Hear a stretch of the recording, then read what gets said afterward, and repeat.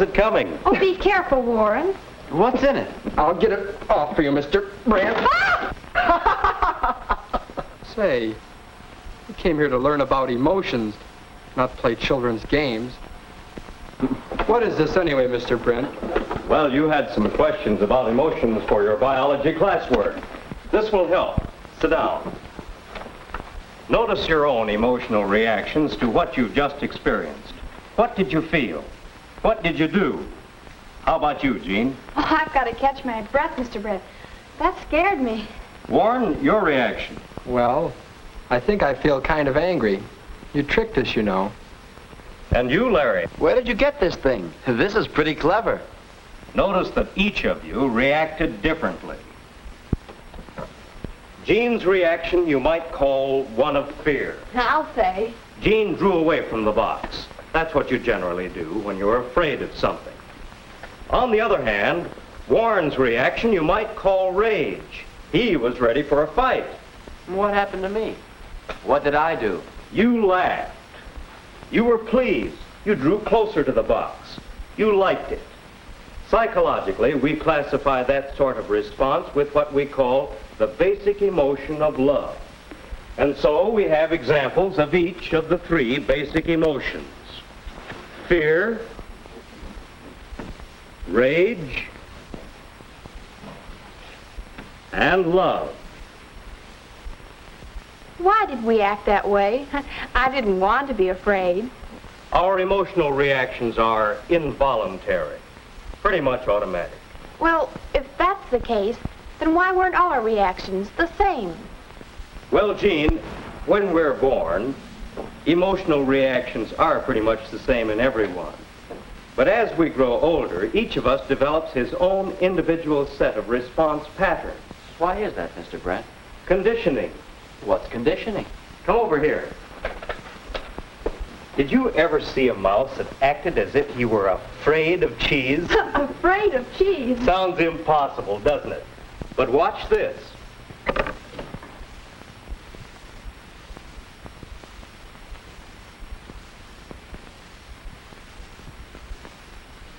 The strangest thing I've ever seen. Is that the result of conditioning, Mr. Brent? How did you do that? Well, we began several months ago with just a mouse, one that liked cheese.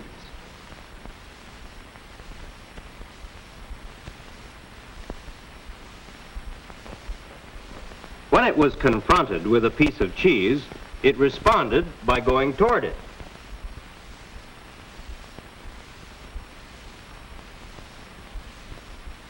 But when the mouse was given a mild electric shock as it approached the cheese, it responded by running back. After this procedure was repeated for some time, the mouse began to associate the cheese with the electric shock. And because he was afraid of the shock, the mouse was conditioned to be afraid of cheese.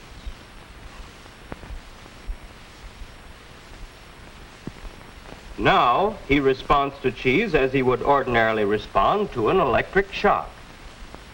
That's what we call conditioning. We hitch up a stimulus, the cheese, with a new response. Must be pretty hard on the mouse. But it doesn't happen to people that way, does it? Let's find out. Come over here, Warren. Hold your hand out like this. That's right. Now just try to hold it steady. Don't let your hand move. Just hold it steady. But you're pushing it down. Just hold it steady. Steady. Steady. Hey, it went up. That's a case of simple conditioning, not involving emotions this time, but still conditioning. Is that the reason that Jean scares so easily? Why, she's afraid of mice. Oh, hush. Very possibly conditioning is the reason. While we're very young, the actions and attitudes of our parents and brothers and sisters condition us to a great many emotional responses. We all have them. Of course, most of our conditioning is much more complex than the sort we've shown so far. We often become conditioned to react emotionally to words or ideas. Words? I can't believe that. You can't? Well, remember, emotional behavior is largely involuntary. Here, come over here and take a look at this model of the brain. This is the front of it. Emotions are centered in the lower part of the brain, the thalamus. The thalamus is not consciously controlled. When your emotions are stimulated, a reaction indirectly affecting the thalamus can produce changes in you and your body. For example, you all three reacted to the jack-in-the-box. Your facial expressions and actions changed, and that was without any conscious effort or control, wasn't it? That's right. Well, in the same way, your reactions can produce involuntary changes within your body. For example, these glands may produce tears. That's common in emotional responses. Other glands, such as the adrenals and the liver, work harder.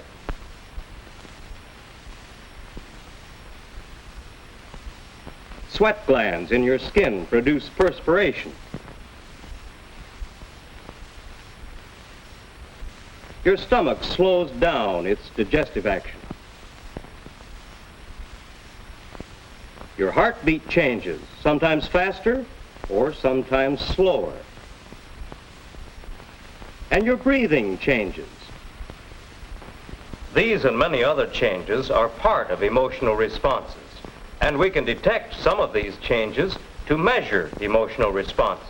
Measure them? Yes. This device called a polygraph measures variations in breathing and heartbeat, and so indicates emotional responses. Larry, you didn't think you would react emotionally to words. Do you want to try it? Sure. Isn't this something like a lie detector? It's been called that, but actually it measures and records all kinds of emotional responses. This part is the pneumograph, or bellows, which measures your respiration or breathing. Now, if you'll roll up your sleeve, Larry, we'll put this armband on your arm, and this will record your pulse, or heartbeat. You've probably seen one of these in a doctor's office, haven't you, Larry? Yes, sir. Now, if Larry makes an emotional response to anything I mention, you'll notice a change on this record. Oh, this won't hurt Larry, will it? No, indeed. Just relax, Larry. This won't hurt a bit. Yes, this won't hurt a bit. You sound just like my dentist. I'll turn it on.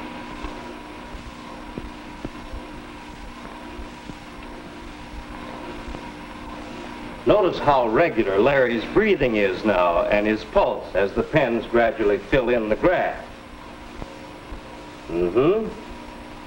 Larry responds to the word fill. That's interesting. And Larry has a dentist on his mind. This is just a hunch, but perhaps if we probe deeply, there's another word, probe. Well, I think I can guess several words that will arouse an emotional response in Larry. Toothache. Yes, that's another. Drill. And I'm responding just to words. Why? Well, perhaps you can give us the answer to that one, Larry. Oh, I have been seeing the dentist lately. I had a bad tooth. Aha! You're afraid of something, too. Words, aren't you? I guess so. How did that happen? Well, come on over here to the blackboard. Maybe if I draw a diagram of the process of conditioning, it will help you. S1, the first stimulus, stands for the dentist. He's a good fellow. Larry's normal reaction to him, R1, is curiosity and interest. But the dentist had to drill. That's stimulus 2.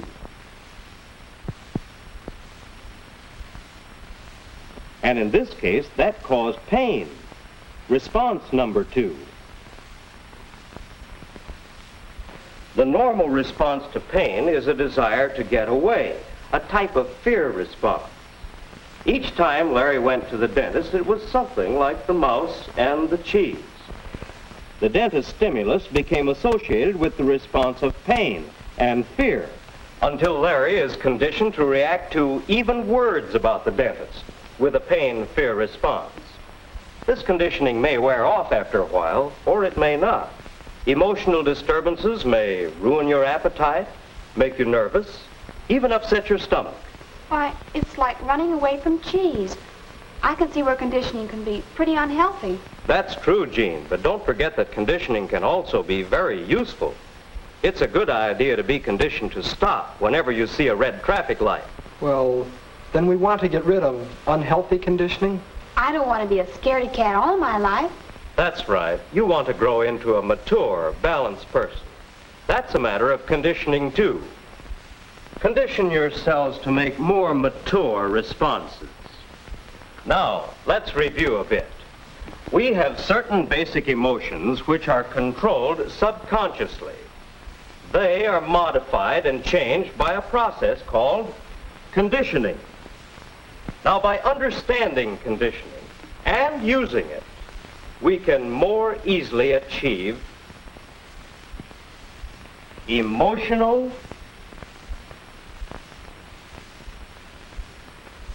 maturity.